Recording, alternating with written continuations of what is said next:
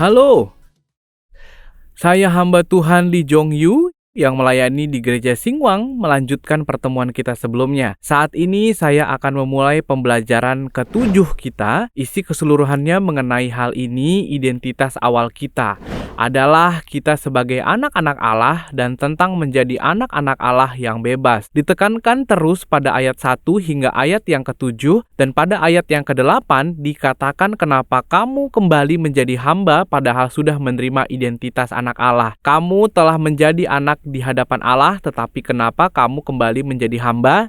Isi pesan ini terus keluar, dan pada bagian akhir banyak dikatakan mengenai pelayanan Paulus. Pelayanan yang aku lakukan demi kalian adalah demi kebebasan kalian. Aku memberikan kepada kalian kebebasan sehingga bisa menikmati kebebasan yang ada di dalam firman. Tetapi sekarang kalian seperti guru-guru palsu. Bukan untuk menjadikan kalian hamba, kita akan terus melihat isi pesan ini. Jadi keseluruhan topik ini kita sempat melihatnya di pasal 2 mengenai kebebasan. Yang pertama, identitas kita adalah kebebasan. Kemudian kita adalah anak-anak yang bebas. Kita akan membahas mengenai ini. Mari kita lihat ayat 1-3 yang dimaksud ialah selama seorang ahli waris belum akil balik, sedikit pun ia tidak berbeda dengan seorang hamba. Sungguh pun ia adalah tuan dari segala sesuatu. Tetapi dikatakan ia berada di bawah perwalian dan pengawasan sampai pada saat yang ditentukan oleh bapaknya. Saya membuat perumpamaan. Ada karakter di dalam perumpamaan ini, ada ahli waris dan juga karakter ayah.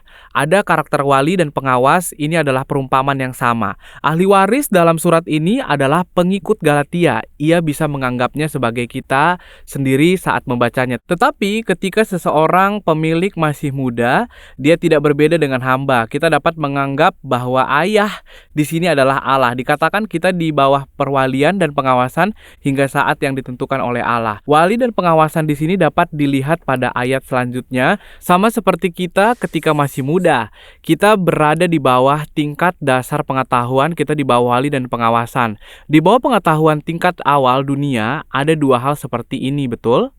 Dengan kata lain, yang dilambangkan oleh wali dan pengawas adalah pengetahuan dasar dari dunia ini. Lalu ada yang disebut dengan pengetahuan dasar dunia. Tentu ini mengacu kepada Yudaisme.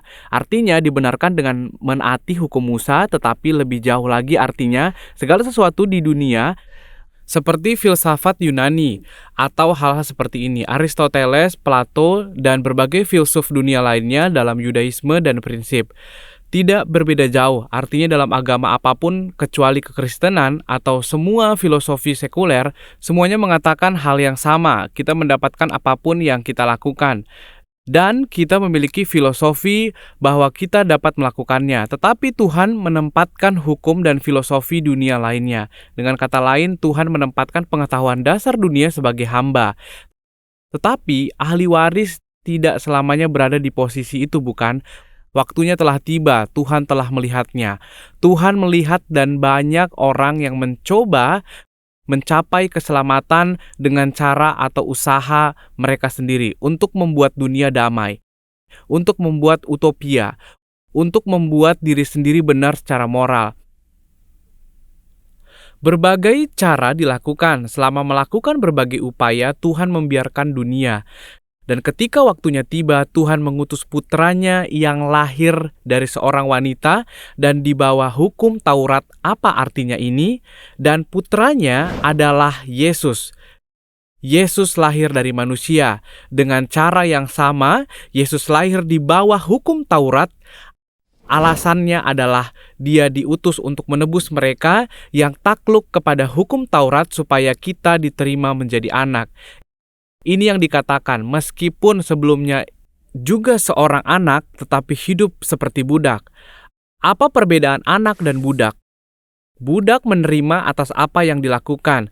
Jika melakukan kesalahan, tidak hanya dimarahi, tetapi juga bisa diusir.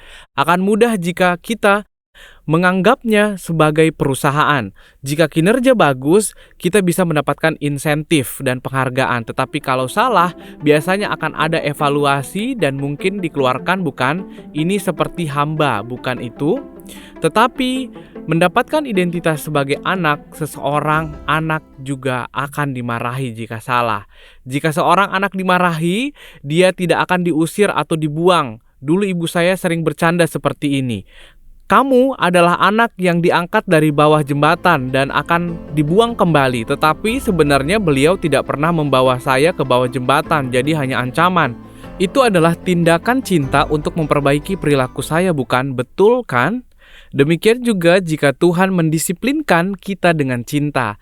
Aku tidak akan meninggalkan kamu. Akhirnya kamu sekarang menerima status menjadi seorang anak. Jadi sebenarnya melalui iman di dalam Yesus Kristus, ada status yang didapatkan jemaat Galatia. Bukan lagi seorang budak jika tidak menaati hukum. Mereka tidak akan lagi dikutuk Tuhan. Seorang anak, karena seorang anak, maka Allah telah mengaruniakan kepada kita roh anak, yaitu Roh Kudus.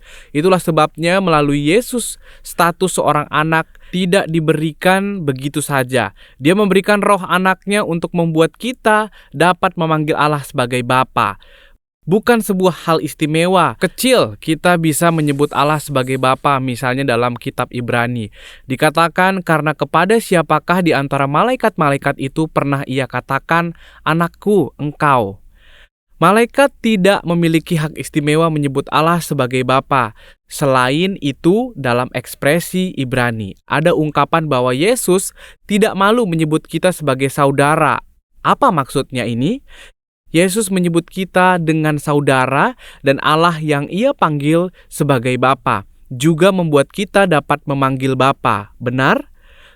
Tidak hanya itu, Roh Kudus yang ada di dalam diri kita bekerja tidak hanya memberikan identitas sebagai anak melalui Yesus, tetapi membuat kita sadar, menikmatinya. Saudara pasti pernah mengalami pengalaman semacam ini melalui iman kepada Yesus Kristus.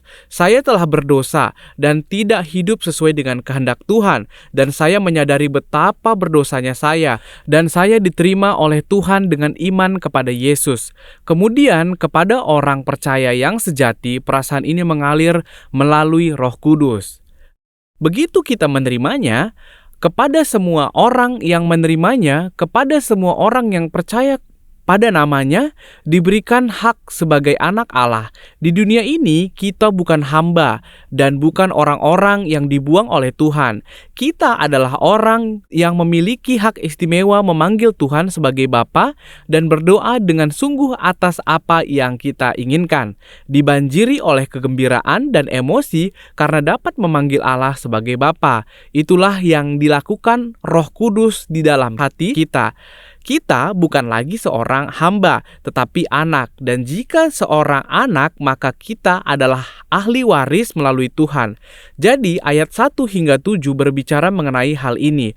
Apa yang kita terima melalui Yesus mulanya adalah hamba. Tuhan menjadikan hari-hari perbudakan atas kehendak Tuhan.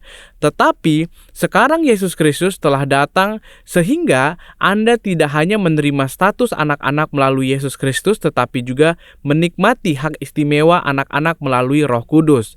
Tetapi jemaat Galatia bersedia meninggalkan hak istimewa ini. Bagaimana melakukannya? Dengan mencoba kembali menjadi hamba. Ayat 8 dan 9 mengatakan, kalian telah menerima hak istimewa sebagai anak, menikmati kegembiraan itu sebagai seorang anak. Kalian bisa berdoa, dapat mencintainya, bahkan dapat memanggilnya sahabat. Dahulu, ketika kamu tidak mengenal Allah, kamu menghambakan diri kepada Allah-Allah lain yang pada hakikatnya bukan Allah. Tetapi sekarang, sesudah kamu mengenal Allah, atau lebih baik, sesudah kami dikenal Allah, bagaimanakah kamu berbalik lagi kepada roh-roh dunia yang lemah dan miskin dan mau lagi memperhamba diri lagi kepadanya?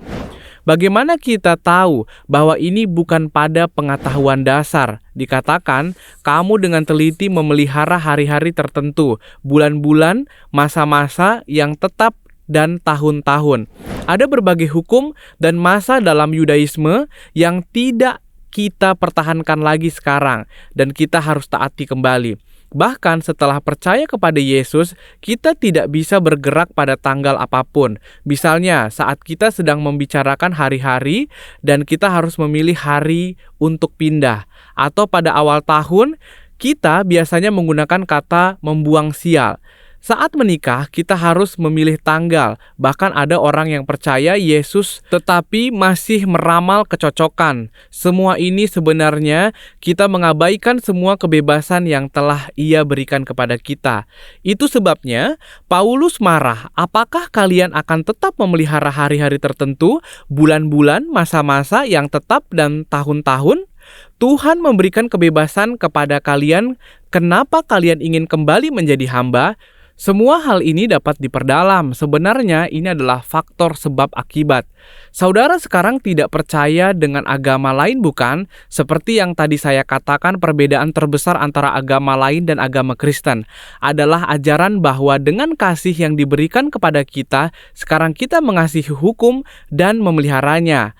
Itu sebabnya dikatakan umat Kristiani harus hidup dengan baik. Jika tidak, akan dikutuk. Bukan berarti kita diberkati hanya dengan hidup dengan baik, tetapi kita diberkati melalui iman dalam Yesus Kristus dan berada dalam kasih karunia. Orang berkata bahwa hukum yang Tuhan berikan sangat baik dan kita harus memelihara dengan sukacita karena itu membuat kita suci. Salah satu hal yang sering kali disalahpahami adalah ketika kita melihat kehidupan kita kembali. Terkadang dikatakan bahwa jika tidak menaati firman Tuhan, maka kita akan mengalami kesulitan dalam hidup. Kesulitan ini bukan kutukan, tetapi Alkitab mengatakan itu sebagai pendisiplinan. Sama seperti memukul anak dengan tongkat, bukan berarti itu kutukan yang mematikan. Itu adalah cinta yang digunakan untuk mendisiplinkannya. Tetapi semua agama lain adalah kausal. Kausal adalah tidak hanya semua agama, tetapi juga filsafat yang didasarkan pada sebab akibat, menerima berdasarkan perbuatan kita. Jadi, kita percaya kepada Yesus. Bukankah kita juga memikirkan hubungan iman kita dengan Tuhan berdasarkan kausal? Maka kebebasan kita yang diberikan oleh Allah melalui Yesus dan Roh Kudus. Kita akan kehilangan itu kebebasan yang Tuhan berikan. Tuhan membuat kita yang tidak memiliki jasa. Bukan berarti kita telah membuat perjanjian sedemikian rupa sehingga diterima oleh Tuhan atau bahwa kita ditinggalkan oleh Tuhan dengan melakukan kejahatan. Melalui Yesus dan melalui darahnya yang tercurah, jika kita berdosa, kita akan dibangkitkan kembali. Ia menyadarkan kita akan dosa, memeluk kita dengan belas kasih dan menahan kita hingga kekekalan. Ia menuntun kita bertahan dalam kesulitan, dalam dosa. Ini adalah perjanjian baru yang ditetapkan di dalam firman. Maka Paulus berkata, aku khawatir kalau susah payahku untuk kamu telah sia-sia. Aku menyampaikan firman bukan kausalitas firman, tetapi kembali ke masa lalu. Dia berkata bahwa aku menderita demi kalian, aku berusaha memberikan kalian kebebasan, tetapi aku takut jika susah payahku sia-sia. Melanjutkan kata-kata ini, Paulus berbicara mengenai pelayanan kepada jemaat di Galatia.